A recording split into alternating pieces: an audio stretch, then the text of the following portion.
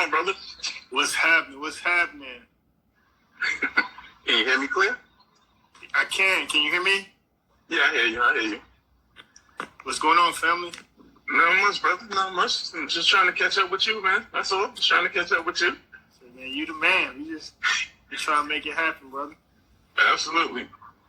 Ladies and gentlemen, welcome to MES Presents 9 on the Q, the show that discusses billiards and current events and how the two may intertwine. I'm your host, Tyreek A. Murphy, and today's special guest is Texas Councilman Johnathon Randle. How you doing today, sir?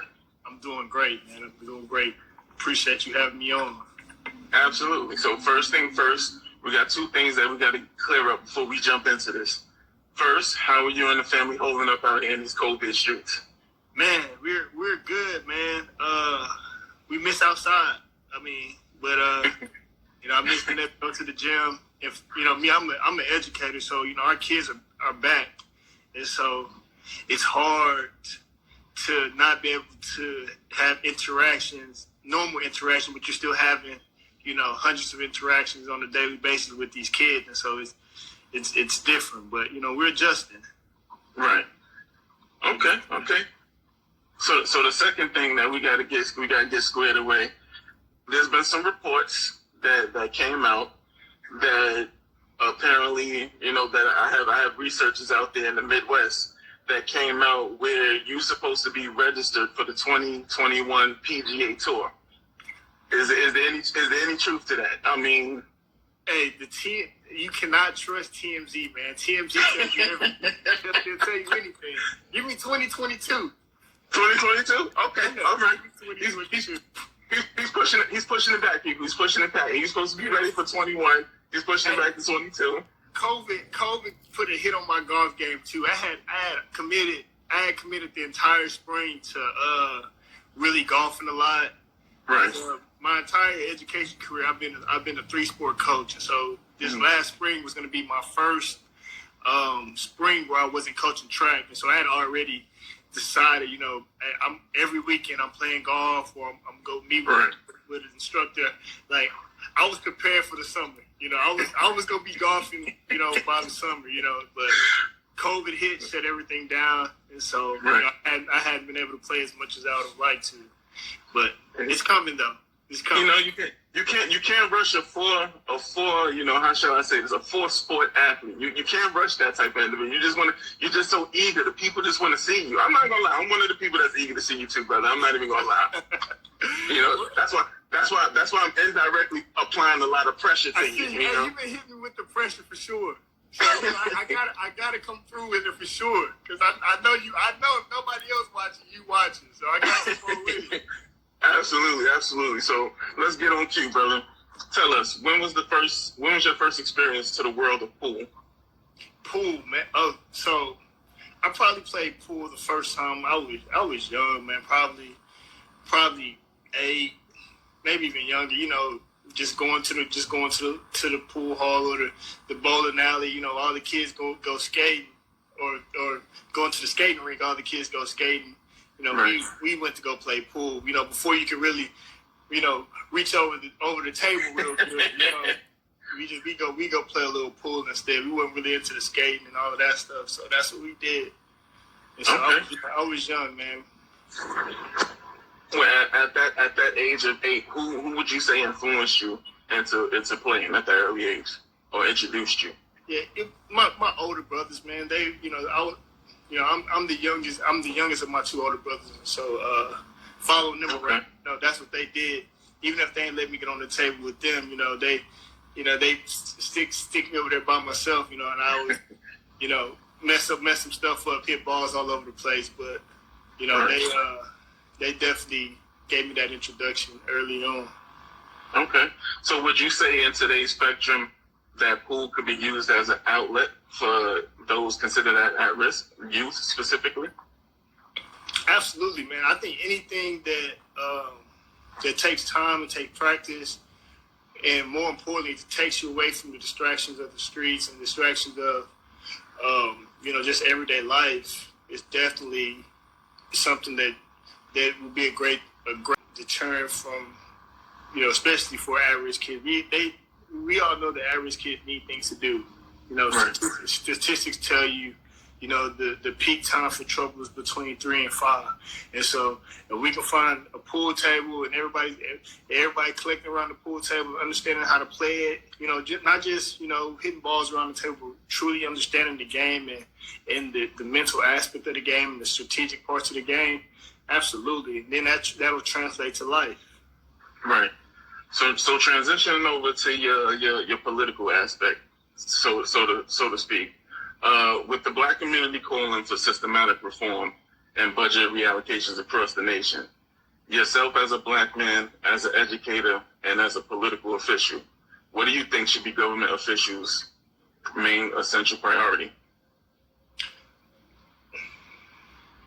Are we talking as it pertains to police reform or just in general? Just in general. Just in general. What you have in those three hats. What is your perspective? I think for me, I may be biased because of what I do for a living, but I think you start with education. I think if you can address the issues that we have in our educational system, you really can correct a lot of different problems. I think a lot of them are connected, and I think they start, especially for us in the Black community, it starts with our education system, and then it goes to putting resources in our communities. Teaching our people how to utilize those resources, find those resources. I think if you look at the problems that plague Black communities, they're both mutually connected to systemic racism and education. So I think you address those two issues. Those are the biggest issues.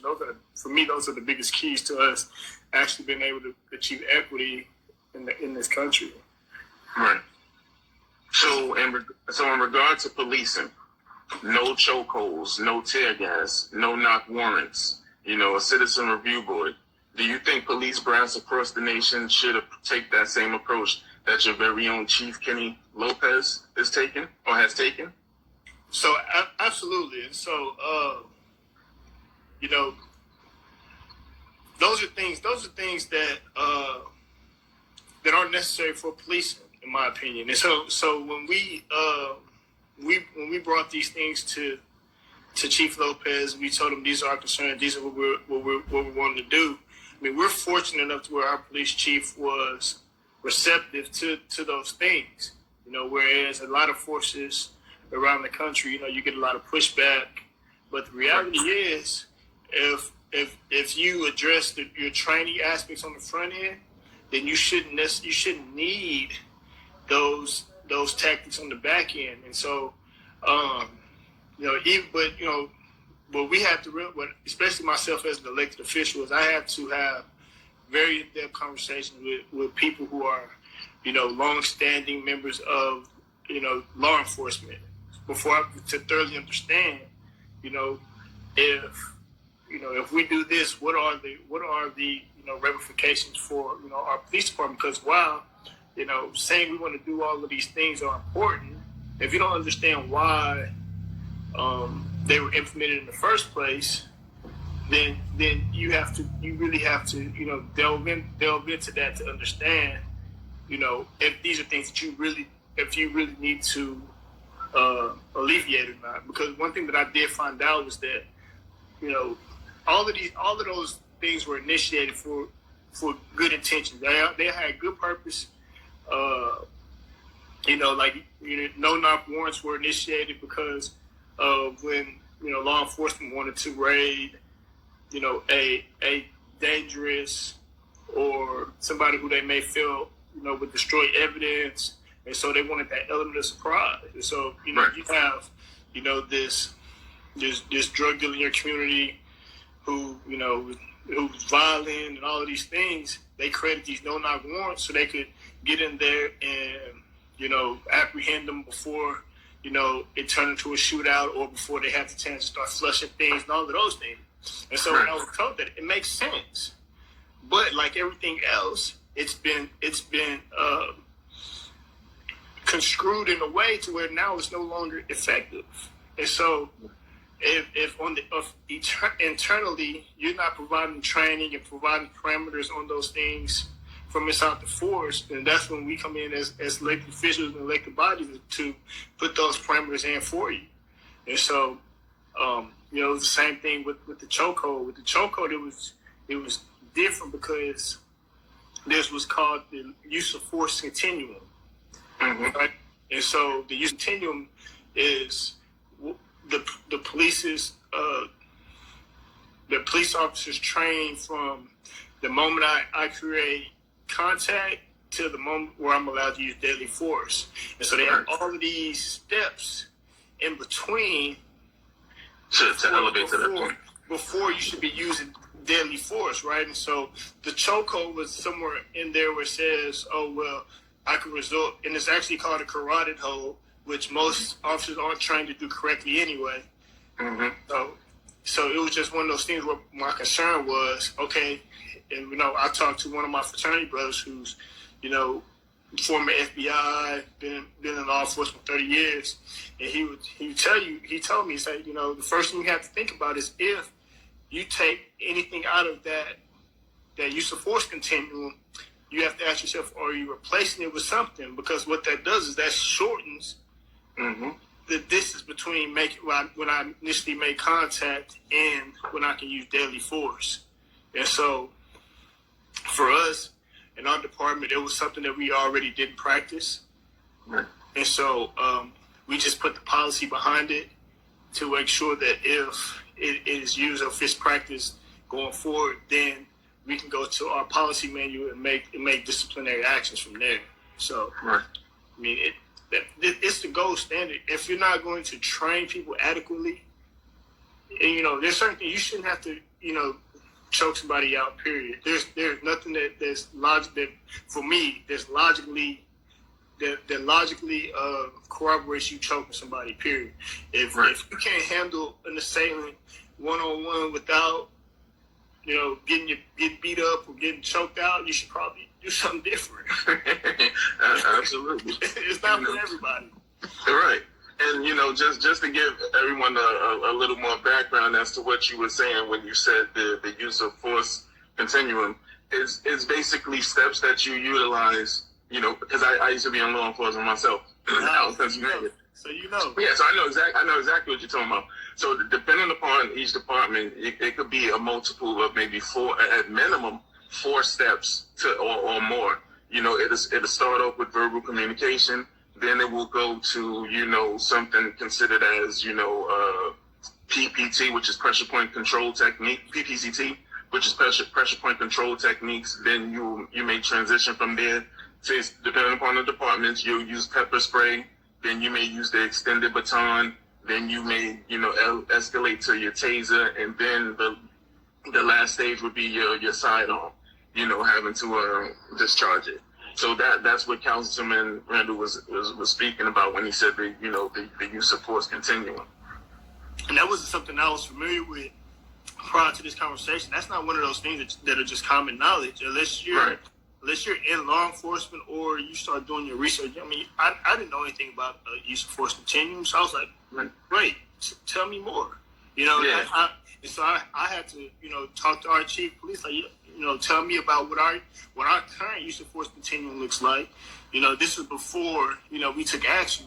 So, I needed to know, you know, I had gotten the background on what a use of force continuum is. And I was like, what if our use of force continuum look like? And so, you know, he sent it to me. And so he was like, you know, chokeholds aren't something that we currently have within our use of force continuum. And so that was a relief for me. But, you know, if it's not outlined in policy, then it doesn't exist. And so, you know, our job was to outline it in policy, so no one could say that they didn't know that, you know, this was unacceptable for our department. Absolutely. So with the government, so I should say rather, do you think government systems in Black communities should address concerns in a structured order or in any manner presented? The government should always be structured, right? You always have to ask who is the professional? Right. So when people justify how police act in certain situations against civilians, you know, I always want to reiterate the point: who is the professional here? Like, as a civilian, I'm not. Should I act a certain way? Yeah, absolutely. But everybody's not going to act a certain way or react to a situation a certain way, except the professional. The professional should always be the one to understand every situation and to act accordingly or de-escalate accordingly, to do whatever it takes to make sure situations stay in a pleasant manner. And so the onus is always on the government, because that's their responsibility. Yeah. I mean, me specifically, I truly believe that, there should be more emphasis placed, on training as it pertains to verbal communication. Because a lot of the incidents that we across the nation, or even if you want to go, worldwide, it has to do with communication, or rather a lack thereof.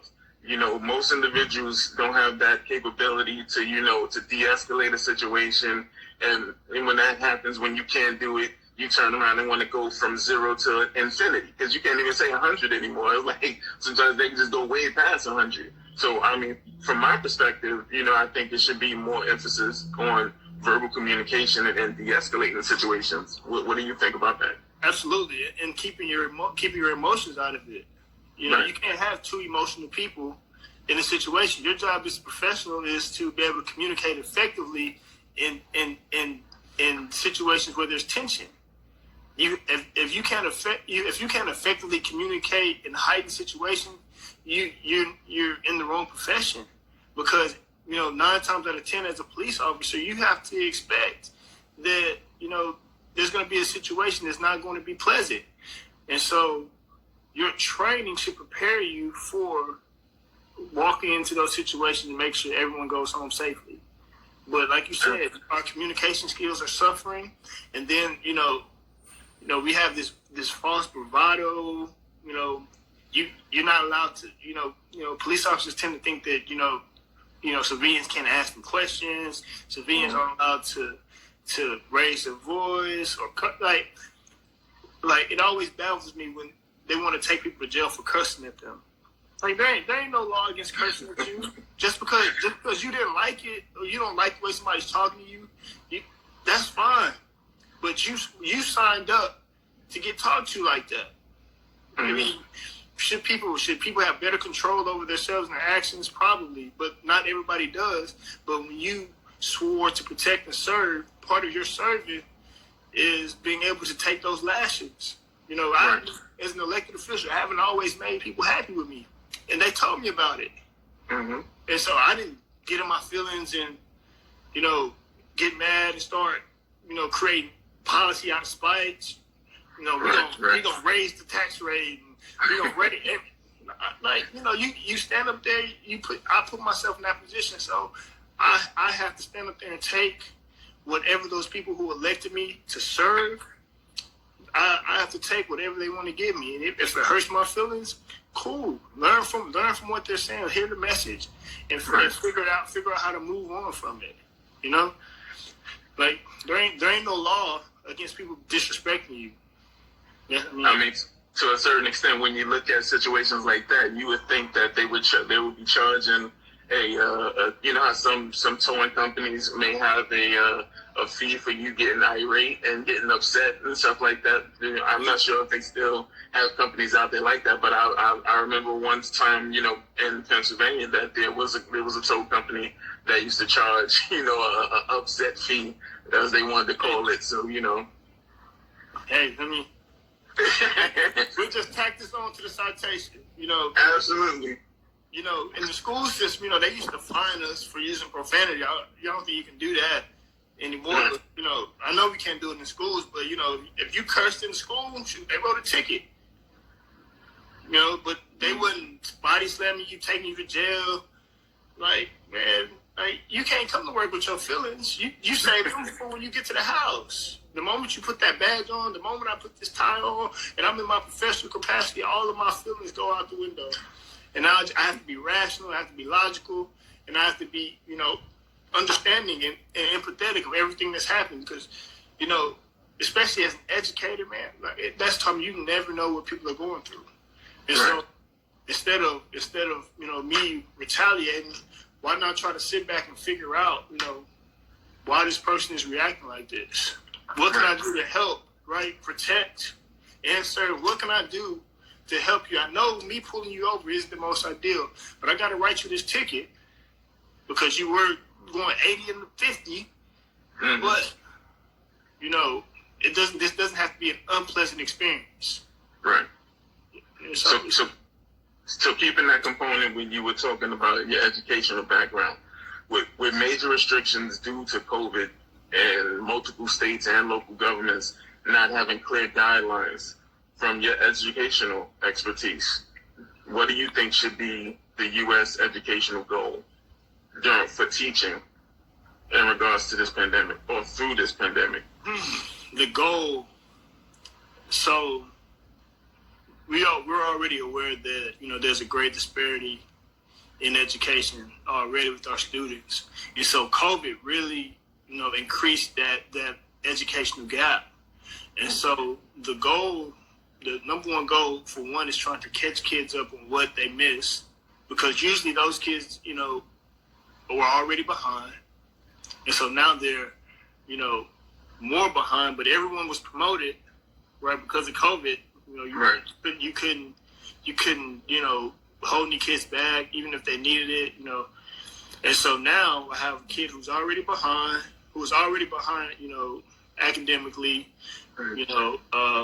now I'm advancing them to the next grade, and they didn't have the skills that they needed for the last grade. Now they're even more behind for this grade.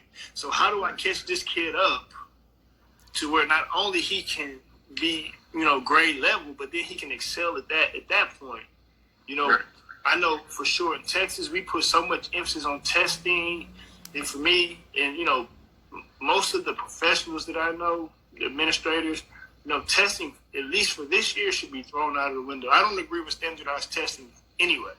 Right. But, especially for this year, testing should be thrown out of the window. We should just be focused on closing the educational gaps and instructional gaps, because they're larger now than probably they've been in a long time, because we missed 5 months of school, Right. So trying to catch them up and then get them on the right track. So then we still have kids, I know in Texas, some districts, like my district, we've been back in school. This is our 3rd week. Some districts, they're not going back to school till next week. Right. And so, like for my students, I still have students. I have some online and I have some that come. Those kids who are online, they're probably just getting further and further behind, because all you have to do is get on and complete an assignment, which shows engagement, right? That's been the word.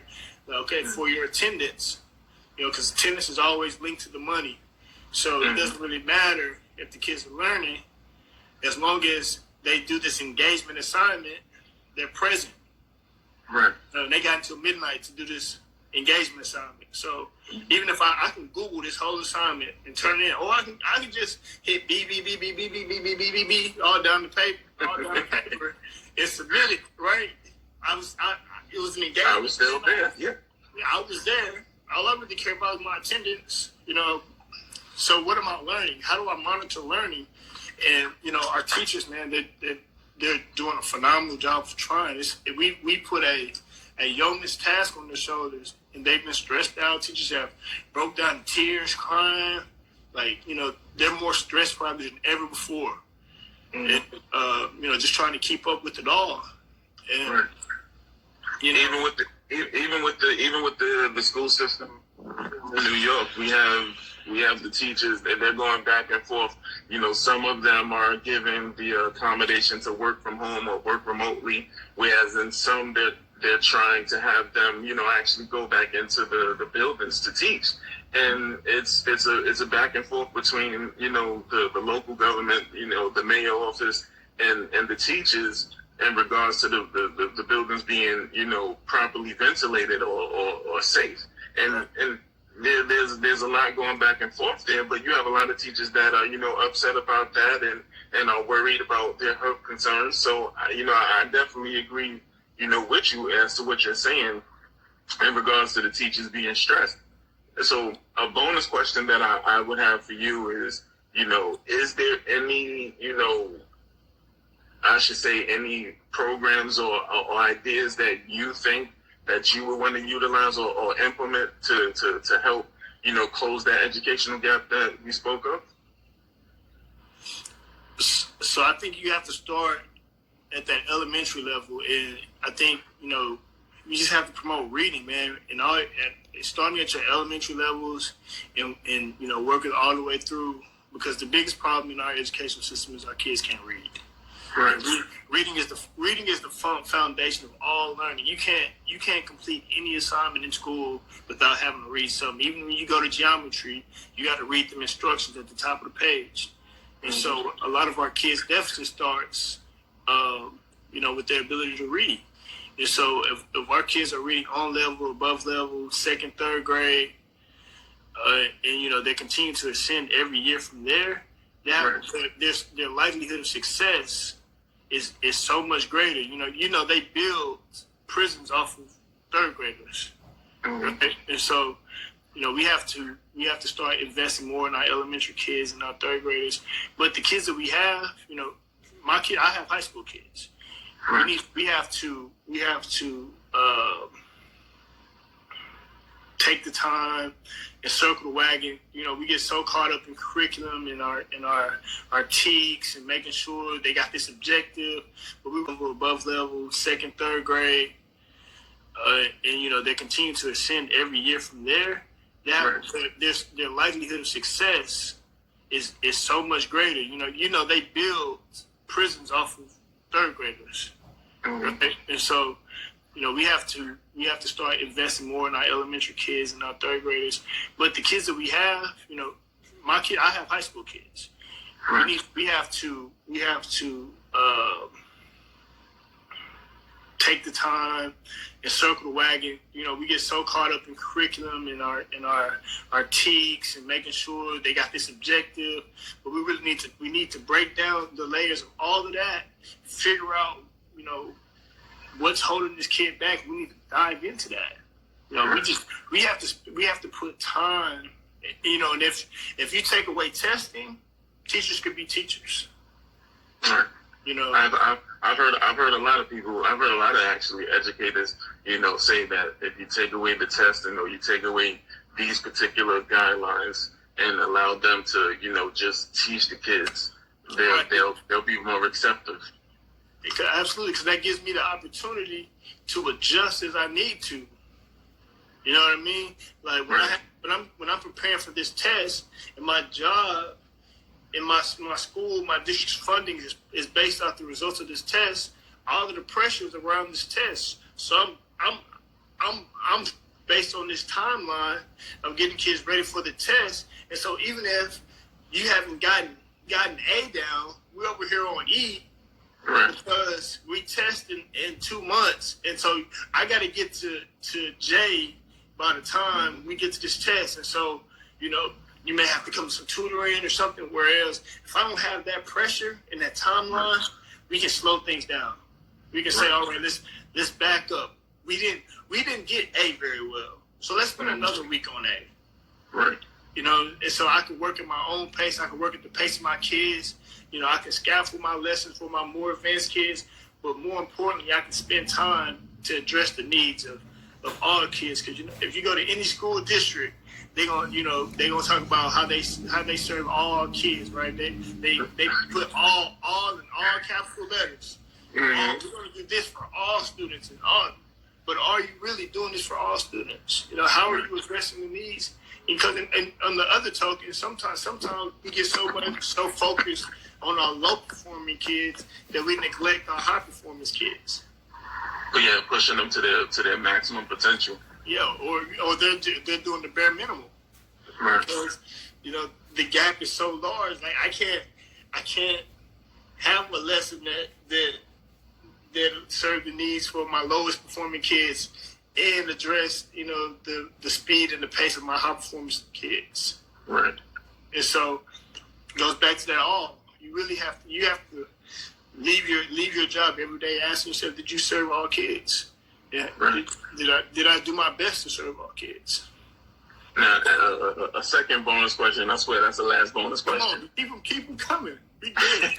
How are you enjoying your new role as an administrator? Man, I love it, man. I do.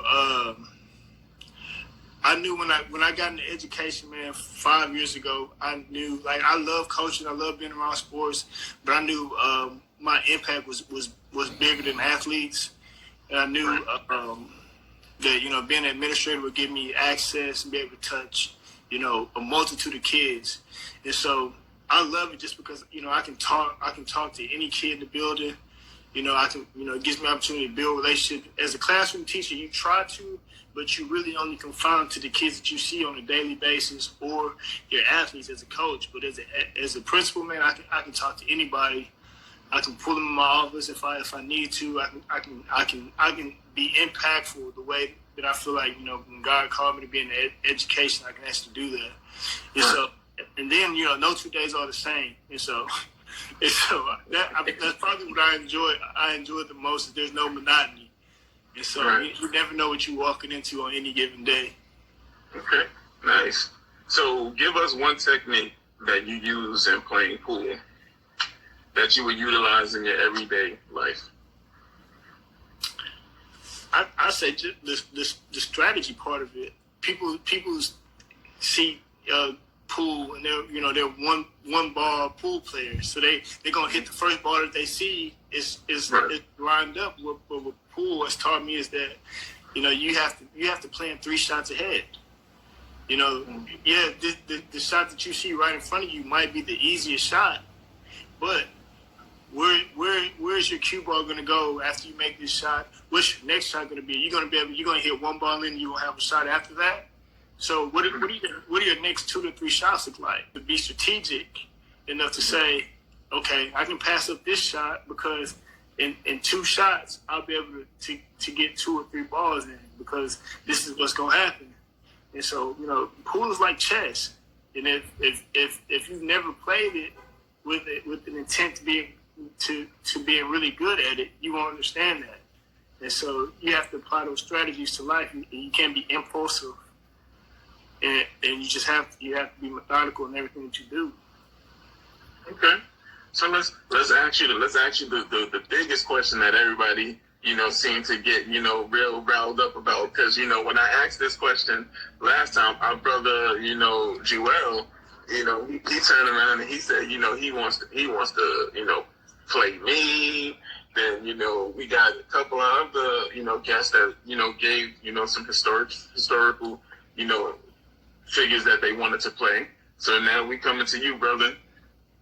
What celebrity would you love to play a game of pool against? Barack Obama. Okay. All right. I know, you know, it's gonna be more than just pool with him. And so I know we'll be able to get some good games. I know he's a competitor, so we'll be able to play.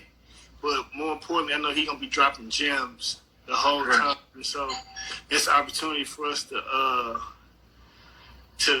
not only, you know, get a pool game in, but also for me to learn and absorb some stuff from the great. Okay. So tell us, brother, before I let you get out of here, do you have any events or, you know, legislation or anything that we should be on the lookout for that you would want us to be on the lookout for? Man, right now, as far as events, man, there's not much shaking, man. It's really quiet. Okay. You know, we can't. You know, right now it's about trying to serve the needs of people. You know, our program, we've been feeding our communities since COVID started. You know, computers for the kids. You know, just trying. Right now, we're just trying to meet the needs of the people, man. That's all. Those are our biggest priorities. You know, as far as policy goes, obviously we're looking at our police department. We're looking at, you know, our budget right now, and then we're just trying to figure out, you know, how we can get our city, move our city forward. From there.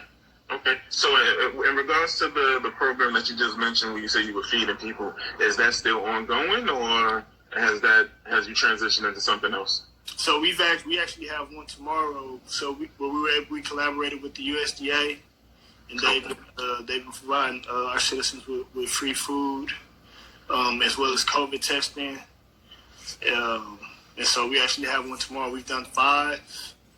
And I think we'll continue to do it as long as the USDA continues to provide the food and collaborate with us. So we'll keep doing it. And then the other question that I wanted to just touch up on, where you said that you guys are working on the budget going into, I guess, the next fiscal year. Mm-hmm. Do you guys have any plans on, increasing the police force? Because I know since Chief Lopez has been there, he's doubled what the force was, from before. So is there any intentions of expanding, bringing on new recruits, or no? No. So, the officers that Chief Lopez hired were officers who were already budgeted for. The positions just weren't filled, and so we don't.